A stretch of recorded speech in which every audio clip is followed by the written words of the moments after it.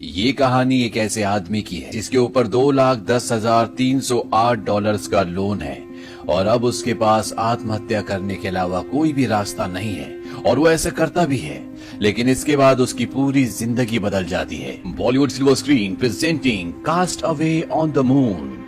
इस कहानी की शुरुआत में एक आदमी को दिखाया जाता है जिसका नाम किम है और किम को एक कंपनी से कॉल आता है। ये कॉल उस कंपनी से है जहां से किम ने लोन लिया है और उसे बताया जाता है कि आपका इंटरेस्ट अब और भी ज्यादा बढ़ चुका है और आपका कुल लोन है $2,10,308 का और आपको जल्द से जल्द चुकाना होगा। क्या आप कुछ कहना चाहते हैं? किम कहता है कि अब तुमने मेरे इरादे में मुझे और भी श्योर कर दिया है और इसके बाद वो फोन को डिस्कनेक्ट कर देता है। किम ने ऐसा इसलिए कहा होता है क्योंकि वो इस वक्त एक ब्रिज के ऊपर खड़ा होता है जहां पर नीचे एक बहुत बड़ी नदी बह रही होती है और वो आत्महत्या करने की सोच रहा होता है और उसी वक्त उस कंपनी का कॉल आ जाता है जिस कंपनी का उसने कर्जा देना है और इस कॉल के बाद उसके दिमाग में जो हाना हाना की जंग चल रही थी, अब उसके दिमाग में सिर्फ हाँ है और वो उस ब्रिज से नीचे नदी में कूद जाता है। लेकिन किम की जान बच जाती है और जब उसकी आंखें खुलती है तो वो नदी के किनारे होता है। दरअसल वो एक आइलैंड में पहुंच चुका है। वो चारों तरफ देखता है, यहाँ से शहर बहुत ज्यादा दूर नहीं होता। वो अपने आप को कोसता भी है, वो कहता है कि मर भी नहीं सकता। इसके बाद वो अपने फोन को ऑन करने की भी कोशिश करता है क्योंकि उसका फोन गीला है, इसीलिए उसका फोन ऑन नहीं होता और अब वो आइलैंड में चारों तरफ घूमना शुरू करता है क्योंकि वो यहाँ से निकलना चाहता है, लेकिन यहाँ से निकलने का कोई भी रास्ता नहीं होता। हालांकि ऊपर से एक बहुत बड़ा ब्रिज जा रहा होता है जहाँ से वो कूदा था, लेकिन इसका जो सीमेंट का खंबा होता है वो इतना सपाट होता है कि वो उस पर चढ़ ही नहीं सकता और किम को रात को वहीं पर सोना पड़ता है। और अगली सुबह जब वो उठता है तो उसे एक शिप की आवाज आती है। वो भागता हुआ उस तरफ जाता है, वो उन्हें हाथ हिलाता है। वो कहता है कि मुझे मदद की जरूरत है, मैं यहाँ पर फंस चुका हूँ। लेकिन शिप के ऊपर जो लोग होते हैं उन्हें लगता है कि किम उन्हें हाथ हिला रहा है, वो उन्हें हाय कर रहा है, तो वो भी उसे हाथ हिलाना शुरू कर देते हैं। किम बहुत चीखता है, बहुत चिल्लाता है, वो अलग अलग तरीके से हाथ हिलाता है, लेकिन जो आदमी उसे देख रहा होता है वो भी उसी तरीके से हाथ हिलाता है। उसे लगता है कि वो उसे हाय कर रहा है। अब शिप वहाँ से गुजर जाता है और किम रेत में HELP हेल्प लिखता है ताकि कोई उसे देख ले और उसकी मदद के लिए यहाँ पर आए। किम को पूरा कॉन्फिडेंस है कोई न कोई यहाँ पर आएगा, उसकी मदद करेगा क्योंकि ये आइलैंड शहर से बहुत पास होता है। किम अपना फोन दोबारा से ऑन करने की कोशिश करता है और इस बार उसका फोन ऑन हो जाता है। इस बात से उसे बहुत खुशी होती है और वो सबसे पहले इमरजेंसी कॉल करता है और किम उन्हें बताता है कि मैं एक आइलैंड में फंस गया हूँ, मुझे तुम्हारी मदद की जरूरत है। वो उससे उस आइलैंड का पता पूछते हैं। किम को इस आइलैंड का पता नहीं होता। वो उन्हें इतना कहता है कि हैन रिवर के पास जो आइलैंड है मैं वहीं पर फंसा हूँ। ये बात सुनकर वहां पर जो आदमी किम की बातें सुन रहा होता है वो कहता है गेट लॉस्ट और फोन काट देता है क्योंकि हैन रिवर के पास कोई भी ऐसा आइलैंड नहीं होता जहां पर कोई आदमी फंस सके। ये एक छोटा सा टापू है जो शहर से इतना पास होता है कि कोई सोच भी नहीं सकता कि कोई इस टापू पर फंस सकता है। किम अपनी गर्लफ्रेंड को भी फोन करता है और वो उसे कहता है कि मुझे तुम्हारी मदद की जरूरत है।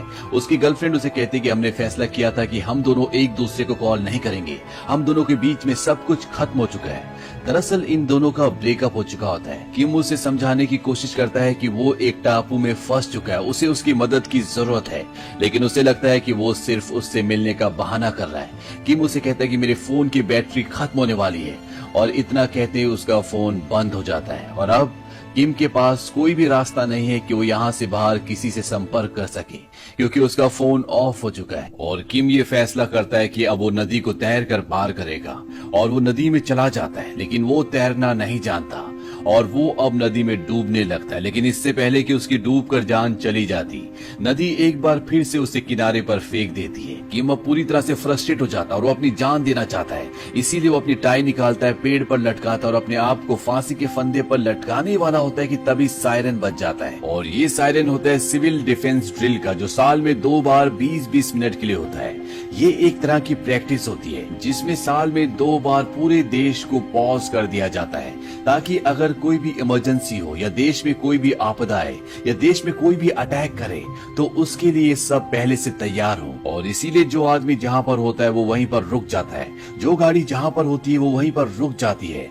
और अब किम भी रुक जाता है, वो सोच में पड़ जाता है। वहीं इस टापू से दूर एक घर को दिखाया जाता है जहाँ पर एक कमरे में एक लड़की रहती है और ये लड़की पिछले 3 सालों से अपने कमरे से बाहर नहीं निकली और साल में सिर्फ ये कमरे की खिड़कियां दिन में 2 ही बार खोलती है जब सायरन बजता है, यानी कि जब सिविल डिफेंस ड्रिल होती है, क्योंकि इस वक्त पूरा का पूरा शहर एक तरह से पॉज होता है और इसे शहर को इस तरह से देखना बहुत अच्छा लगता है। इस लड़की का नाम सारा है। ये सुबह उठती है और अपनी मॉम के ऑफिस जाने के बाद ही ये वॉशरूम जाती है।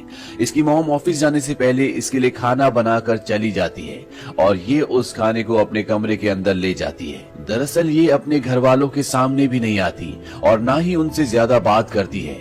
इसका अपना पूरा रूटीन अपने कमरे में है। ये 9 बजे अपने कंप्यूटर पर बैठ जाती है। दरअसल इसकी एक वेबसाइट है जहाँ पर ये ब्लॉग्स लिखती है। इसका मानना है कि हम कंप्यूटर के अंदर अपनी पूरी एक अलग दुनिया बना सकते हैं और जो भी हम लोगों को विश्वास दिलाना चाहें हम उन्हें विश्वास दिला सकते हैं। इसीलिए ये अपनी बहुत सारी फोटोज को एडिट करके अपनी वेबसाइट पर अपलोड करती रहती है। ये एक तरह से सारा का जॉब है जो उसने खुद अपने लिए चुन लिया है। सारा को चांद देखना बहुत पसंद है, इसीलिए जब पूरी दुनिया सो जाती है तो वो अपने टेलीस्कोप से चांद देखती है। वो कहती है कि चांद को देखकर उसे कभी भी अकेलेपन का एहसास नहीं होता, क्योंकि चांद भी बहुत अकेला है, ठीक उसी तरह जिस तरह से सारा अपनी जिंदगी में बिल्कुल अकेली है। सारा अपने आप को बिजी रखने के लिए वॉक भी करती है ताकि उसे लगे कि उसका दिन बहुत बिजी था। और आज साल के उन 2 दिनों में से एक दिन है जब सारा दिन के वक्त अपने कमरे के पर्दे खोलती है ताकि वो पूरे शहर को अपने टेलीस्कोप से देख सके और वो साथ ही साथ शहर की फोटो भी खींचती है। और जब वो बाहर देख रही होती है तभी उसकी नजर आइलैंड पर जाती है और जब वो आइलैंड को जूम कर कर देखती है तो वहां पर हेल्प लिखा होता है और ये हेल्प लिखा होता है किम ने। उसे लगता है ये किसी एलियन का काम है और जब वो पूरे आइलैंड को अच्छे से अपने टेलीस्कोप से देखती है तो वो देखती है कि वहां पर किम अपनी जान देने के लिए फांसी लगाने वाला होता है, लेकिन इस ड्रिल की वजह से वो भी पॉज हो गया होता है और उसकी जो सुसाइड करने की स्टेट ऑफ माइंड होती है वो भी उसके दिमाग से अब चली जाती है। वो कहता है सुसाइड तो मैं कभी भी कर सकता हूँ और अब वो सुसाइड नहीं करता। वहीं दूसरी तरफ सारा को दिखाया जाता है कि उसे रात भर नींद नहीं आती। उसे लगता है कि वो आदमी जिंदा होगा या मर गया होगा और वो अपनी दूरबीन से एक बार फिर से देखती है और वो देखती है कि वहाँ पर किम जिंदा है। वो शहर की तरफ देखकर चीख रहा है, चिल्ला रहा है, क्योंकि इस शहर ने उसे दुख के अलावा कुछ भी नहीं दिए, इसीलिए वो शहर को गालियां दे रहा होता है। अब किम को यहाँ पर भूख लग जाती है और जब वो आइलैंड में इधर उधर सर्च करता है तो उसे वहाँ पर फूल दिखते हैं। ये वो फूल थे जो किम बचपन में खाया करता था। वो कहता है कितने साल हो गए मैंने इन फूलों को नहीं खाया और जब वो उन फूलों को खाता है तो उसे बहुत रोना आता है क्योंकि उसे अपना बचपन याद आ जाता है। शायद उसे वो दिन याद आ जाते हैं जब किसी पल में वो खुश था, लेकिन सिर्फ और सिर्फ फूल खाने से उसका पेट नहीं भर सकता। इसीलिए यहाँ पर उसे जंगली मशरूम दिखती है। हालांकि ये जहरीली भी हो सकती है लेकिन उसे इसकी कोई परवाह नहीं होती, इसीलिए वो मशरूम भी खा लेता है। उसके पास पीने के लिए यहाँ पर नदी का पानी है, लेकिन अब वो सोचता है कि उसे प्रोटीन की जरूरत है, इसीलिए वो नदी में मछली पकड़ने की कोशिश करता है और बहुत कोशिश करने के बाद भी वो मछली का एक बच्चा भी नहीं पकड़ पाता। उसे आइलैंड में बर्ड भी दिखते हैं, वो उन्हें भी पकड़ने की कोशिश करता है, लेकिन यहाँ भी उसके हाथ असफलता ही लगती है। और अब उसके पास एक और ऑप्शन है। पेड़ के ऊपर बर्ड्स के घोंसले हैं। उसे एक घोंसला दिखता है जिसके अंदर अंडे भी हैं, लेकिन किम को पेड़ के ऊपर चढ़ना भी नहीं आता। फिर भी वो कोशिश करता है और जब वो थोड़ी सी ऊपर चढ़ता है तो ऊपर से एक पक्षी उसके सिर के ऊपर बीट कर देता है और उसे अब सर धोना होगा। किम को यही किनारे पर एक ब्लीचिंग सोडा लिक्विड की बड़ी बोतल मिली होती है और वो उससे अपना सर धोना शुरू कर देता है और कुछ ही मिनटों के बाद वो देखता है कि पानी में कई सारी मछलियां तैरती हुई ऊपर आ चुकी है, यानी कि वो बेहोश हो चुकी हैं। ब्लीचिंग पाउडर ने उन्हें पूरी तरह से बेहोश कर दिया है। इससे वो खुश हो जाता है। उसके पास अब खाने के लिए मछलियां हैं, लेकिन वो मछलियों को पकाने के लिए आग जलाने की कोशिश करता है। वो 2 लकड़ियों को आपस में रगड़ता है ताकि उससे आग पैदा हो जाए, लेकिन बहुत कोशिश करने के बाद भी आग पैदा नहीं होती। और इसके बाद वो अपना लाइटर निकालता है, सिगरेट पीता है और आग जला देता है। दरअसल वो सिर्फ टाइम पास कर रहा होता है, यानी कि उसे टाइम पास करने के लिए कुछ न कुछ चाहिए। अब आग में वो मछलियां पकाने के बाद खाता है और खुद भी बहुत गहरी नींद में सो जाता है, क्योंकि उन मछलियों में अभी भी उस पाउडर का असर होता है। और जब सुबह वो उठता है तो वो देखता है कि वहां पर एक पक्षी भी सो रहा है, यानी कि उस पक्षी ने उन मछलियों को खाने की कोशिश की थी और वो भी बेहोश हो गए।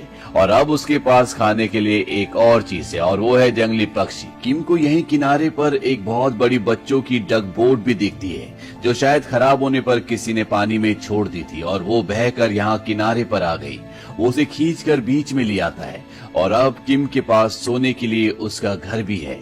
किम कहता है पिछले 7 सालों से वो पैसे बचा रहा था ताकि वो अपना घर खरीद सके, लेकिन वो अपना घर नहीं खरीद पाया। लेकिन अब उसके पास उसकी अपनी रहने की एक जगह है जहाँ पर वो बिना किराए दिए, बिना किसी रोक टोक के सो सकता है, रह सकता है। और ये सब कुछ दूर से सारा अपनी दूरबीन से लगातार देख रही होती है। वो जो कुछ भी करता है सारा हमेशा देखती रहती है। और रेत में जो उसने पहले हेल्प लिखा था, अब वो हेल्प को मिटाकर वहाँ पर हेलो लिख देता है, क्योंकि धीरे धीरे उसे यहाँ पर आइसोलेशन में अच्छा लगना शुरू हो जाता है। यहाँ पर ना उसे कोई परेशान करता है, ना कोई उसे फोन कॉल करता है। वो जैसा जीना चाहता है वैसे जीता है। नदी में बहकर किनारे तक जो चीजें आ जाती हैं, वो उन्हें इकट्ठा करके अपनी छोटी मोटी जरूरतों को पूरा करना शुरू कर देता है।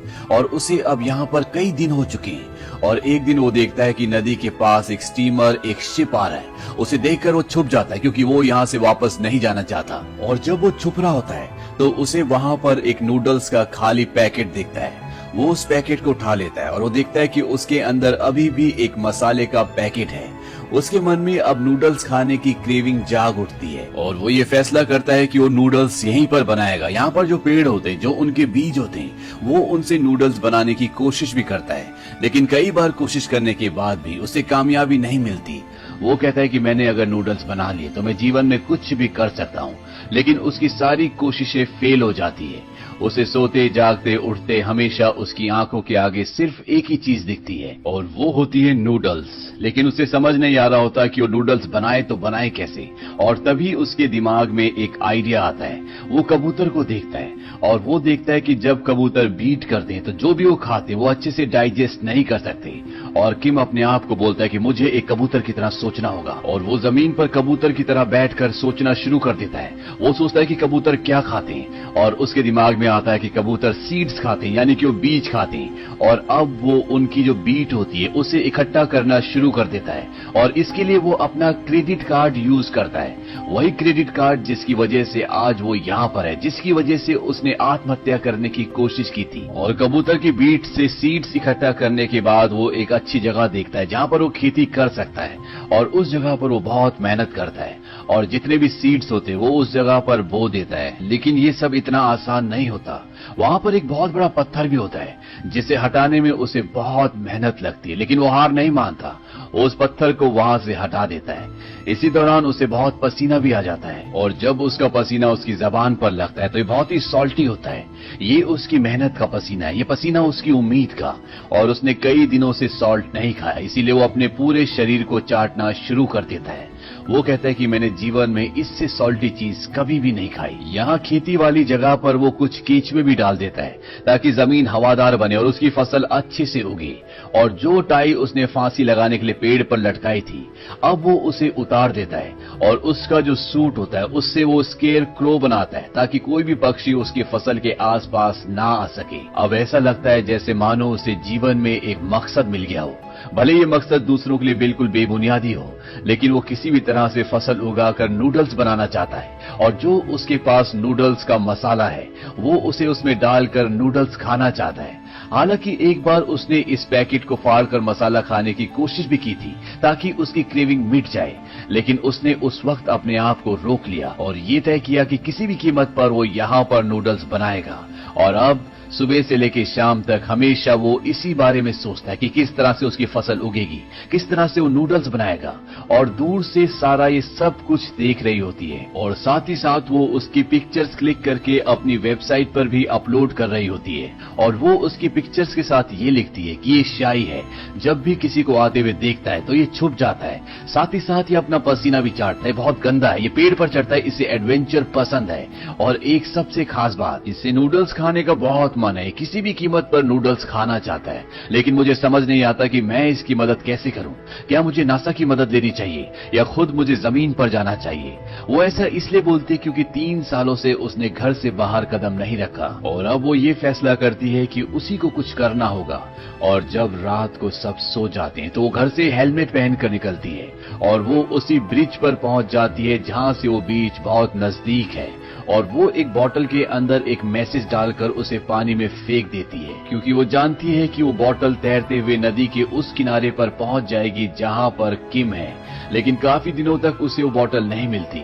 किम को आज यहाँ पर पूरे 3 महीने हो चुके हैं। अब उसे मछली पकड़ना भी आ गया है। वो पेड़ पर भी चढ़ जाता है और वहाँ से घोंसलों से वो अंडे निकाल कर खा लेता है, यानी कि अब उसे खाने की कोई भी प्रॉब्लम नहीं है। और साथ ही साथ वो अपनी खेती पर भी ध्यान रखता है। और एक दिन उसे वो बॉटल मिल जाती है जिसके अंदर सारा ने उसके लिए मैसेज भेजा है। और जब वो उस बॉटल के अंदर से कागज निकालता है तो पूरा कागज खाली होता है और उस पर सिर्फ एक ही वर्ड लिखा होता है, और ये वर्ड होता है हेलो, जैसा कि किम ने खुद रेत पर लिखा है। और वो समझ जाता है कि सामने जो बिल्डिंग्स है वहां से कोई ना कोई उसे देख रहा है और उसी ने इस मैसेज को यहाँ तक पहुंचाया है। लेकिन किम यहाँ पर अब अकेला नहीं है, उसका यहाँ पर एक दोस्त है और वो दोस्त है उसका स्केयर क्रो जो उसने बनाया है। और उसने स्केयर क्रो को जो अपनी पैंट पहनाई थी उस पैंट को उतार कर वो खुद पहन लेता है, क्योंकि वो जानता है कि कोई ना कोई उसे देख रहा है। यहाँ पर जो उसने बीज बोए थे वो अब छोटे छोटे पौधे बन चुके हैं, जिससे उसे बहुत खुशी होती है। सारा का मैसेज उसे 17 दिनों बाद मिला था।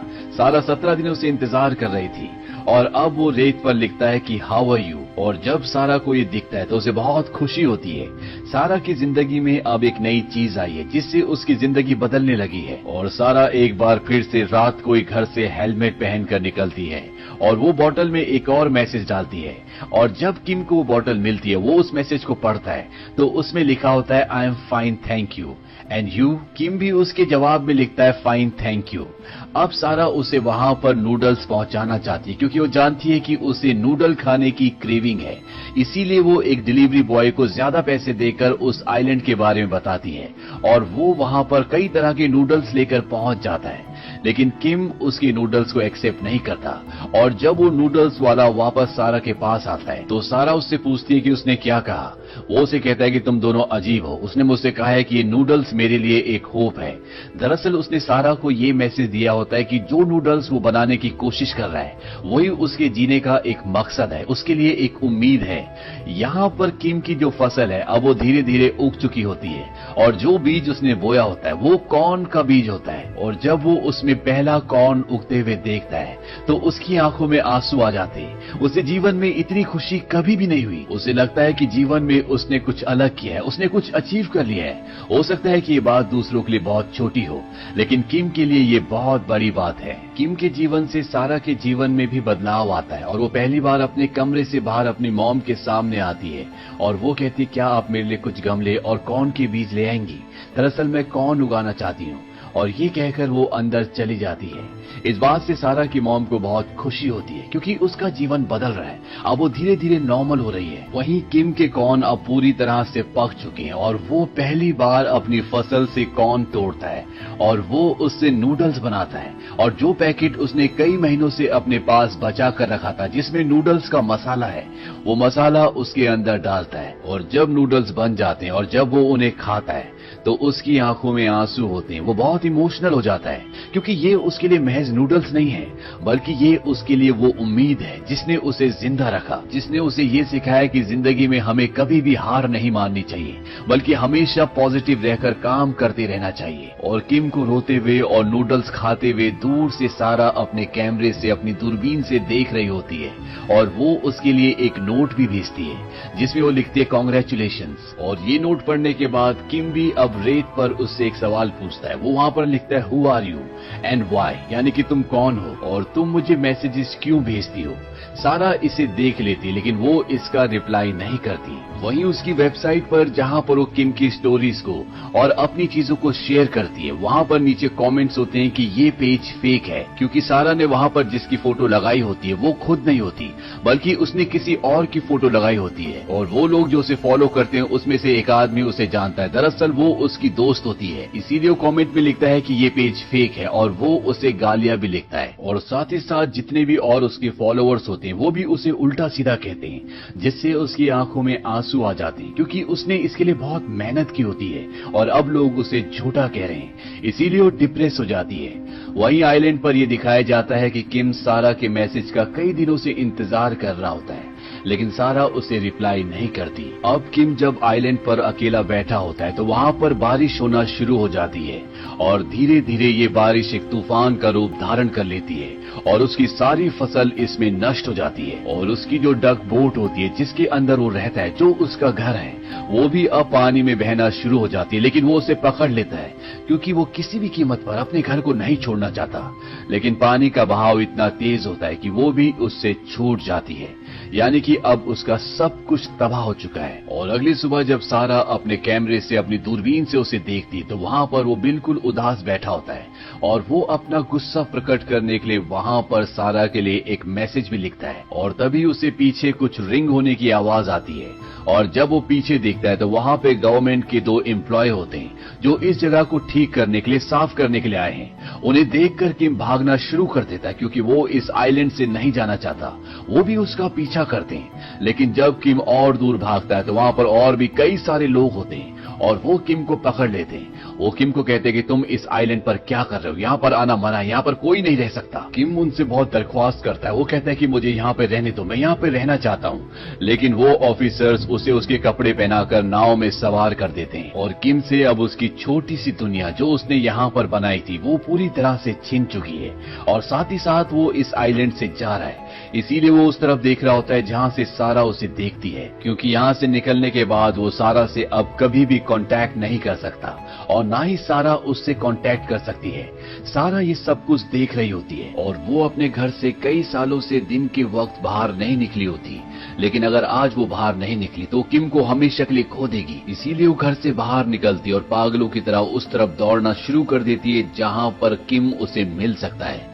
किम को वहाँ सड़क पर छोड़ दिया होता है और वो बस का इंतजार कर रहा होता है और तभी वहाँ पर बस आती है और किम जब बस में चढ़ रहा होता है सारा उसे देख लेती है।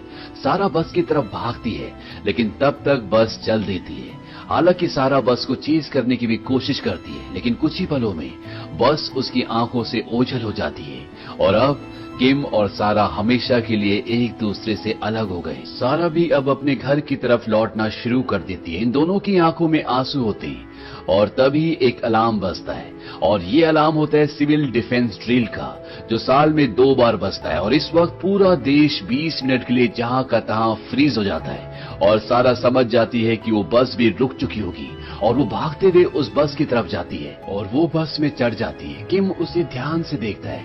वो किम के पास जाती है और वो कहती है कि माय नेम इज सारा, हु आर यू। किम उसकी बात का कोई भी जवाब नहीं दे पाता। उसने अपनी जिंदगी में एक बार फिर से होप खो दी थी, लेकिन अब उसकी होप दोबारा से लौट आई है। और तभी एक बार फिर से सायरन बजता है क्योंकि 20 मिनट हो चुके हैं और जैसे बस आगे चलती है तो सारा को एक झटका लगता है। वो गिरने वाली होती है कि किम उसका हाथ पकड़ लेता है और इससे सारा के चेहरे पर भी मुस्कुराहट आ जाती है और ये इस बात का प्रतीक है कि अब ये दोनों हमेशा के लिए एक साथ हैं। और इसी के साथ एक प्यारा सा संदेश देते हुए ये कहानी खत्म हो जाती है। ये कहानी हमें सिखाती है कि हमें जिंदगी में कभी भी हार नहीं माननी चाहिए। जहां किम ने एक छोटे से कर्जे की वजह से अपनी जान देने की कोशिश की, वहीं उसने एक ऐसे आइलैंड पर फसल उगाई जहां पर शायद एक बिलियनियर भी आ जाता तो वो भी फसल ना उगा पाता। अगर हम जिंदगी में पॉजिटिव रहें, शांति से काम करें और अपने काम में पूरी मेहनत करें तो हमें उस काम में सफलता जरूर मिलती है। और जब आप छोटी छोटी चीजों को जिंदगी में अचीव करते हैं तो वो आपके लिए बड़ी चीजों का रास्ता खोलती है। वो आपकी जिंदगी में आपके अंदर कॉन्फिडेंस डालती है। इसीलिए हमें सकारात्मक होकर हमेशा जिंदगी में काम करते रहना चाहिए और अगर जिंदगी में फेलियर भी आए तो हमें उसका सामना करना चाहिए, ना कि उससे भागना चाहिए। वहीं जो सारा की जिंदगी थी वो एक कमरे में पूरी तरह से बंद हो गई थी, लेकिन जब वो देखती है कि किम किसी भी कीमत पर अपनी जिंदगी की होप नहीं खोना चाहता। हालांकि उसके पास नूडल्स आ चुके थे, वो उन्हें खा सकता था, लेकिन वो अपने लक्ष्य को, अपने टारगेट को पूरा करना चाहता था। जो उसने सोचा था, जो करना चाहता था, वो उसे अंजाम तक पहुंचाना चाहता था और उसने ऐसा किया भी। और उसके ऐसा करने से सारा की जिंदगी में भी पॉजिटिविटी आई और उसका जीवन जो एक कमरे में एक मशीन की तरह गुजर रहा था वो भी पूरी तरह से बदल गया। उसे भी जिंदगी में एक नई रोशनी दिखाई दी और बाहर निकलने का जो उसके अंदर फियर था वो उस फियर से बाहर निकली और अंत में उसे उसका प्यार भी मिल गया। और एक और बड़ा मैसेज मैसेज जो ये कहानी देती है वो ये है कि हमें जिंदगी में कभी भी हार नहीं माननी चाहिए। ये जीवन एक प्रेशियस तोहफा है जहां पर आपको हर तरह के रंग और रूप देखने को मिलेंगे और आपको हर एक चीज को पॉजिटिवली एक्सेप्ट करना चाहिए। इस फिल्म का नाम cast away on the moon इसलिए है क्योंकि इस फिल्म में बहुत सारे सीन्स ऐसे